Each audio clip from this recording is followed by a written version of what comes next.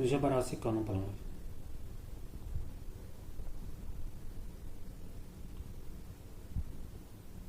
ராசிதிபதி சுக்கிரன் 7ஆம் இடத்தில் இருக்கிறார்.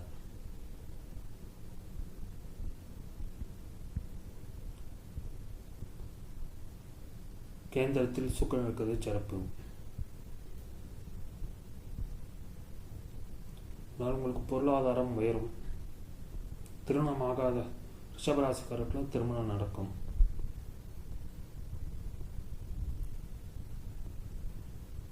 ரெண்டாவது புதன் 8ஆம் இடத்தில் இருக்கிறார். பணம் கொடுக்கல் வாங்கலில் கவனமாக இருக்க வேண்டும். யாரிடம் பணத்தை கொடுத்து ஏமாந்து போகாதீர்கள்.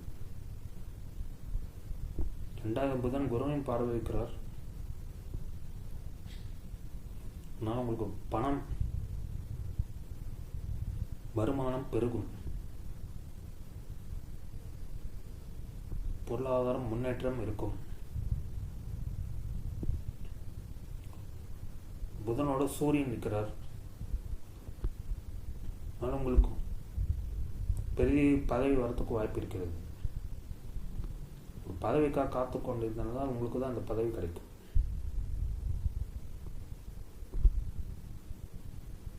அஞ்சாம் இடத்துக்கு கேது இருக்கிறார். கேதுக்கு வீடு கொடுத்த புதன் 8ஆம் இடத்தினால் பண விஷயத்தில் எச்சரிக்கையாக இருப்பது நல்லது. உங்கள் குழந்தைகள் உங்கள் பேச்சை கேட்க மாட்டார்கள்.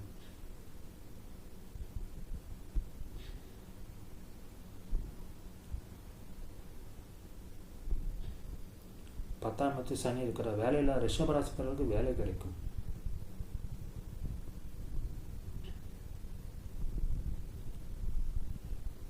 செவ்வாய் 7ஆம் இடத்தில் இருக்கிறார். ரிஷபராசிக்கு இப்போ கோபம் கொஞ்சம் அதிகமாக இருக்கும். கோபத்தை கட்டுப்படுத்திக் கொள்வது நல்லது.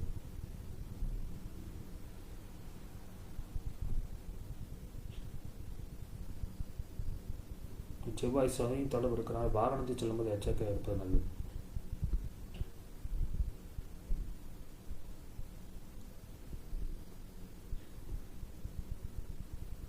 பத்தாவது சனி செவ்வாயை பார்க்கிறார்.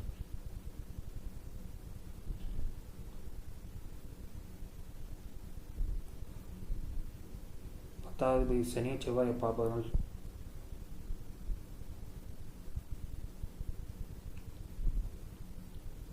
உங்கள் ஆஃபீஸில் யாரோடய சண்டை படாது பார்த்துக்கொள்ளுங்கள்.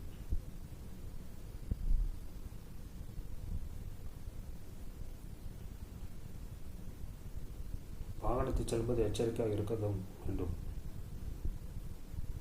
11ஆம் இடத்தில் ராகு இருக்கிறார். 11ஆம் இடத்தில் ராகு இருக்கிறது பொருளாதாரத்தை அபிவிருத்தி பண்ணும். இந்த ராகு ரேவதி நட்சத்திரத்தில் இருக்கிறார். 2வது புதன் தனாதிபதியான புதனோட நட்சத்திரத்தில் இருக்கிறார் ராகு. அதனால் உங்களுக்கு வருமானம் அதிகம் கிடைக்கும். 11ஆம் இடத்தில் பாவகிரகமான ராகு இருக்கிறது சிறப்பு.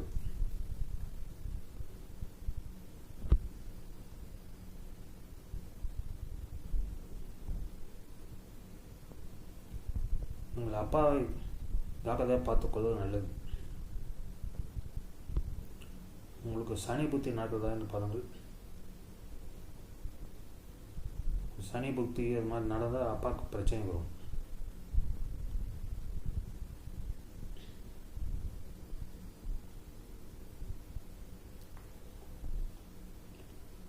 பண்டாவது செவ்வாய் 7ஆம் இடத்தில் இருக்கிறால் உங்களுக்கு மனைவியால் விரயமாகும்.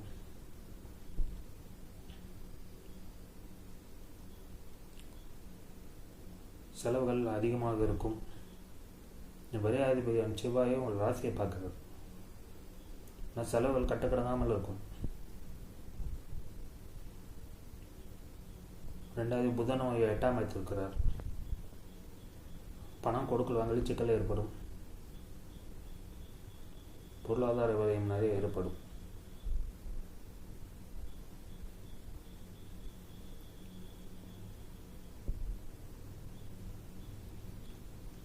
இந்த புத்தாண்டும் உங்களுக்கு நல்லாவே இருக்கும்.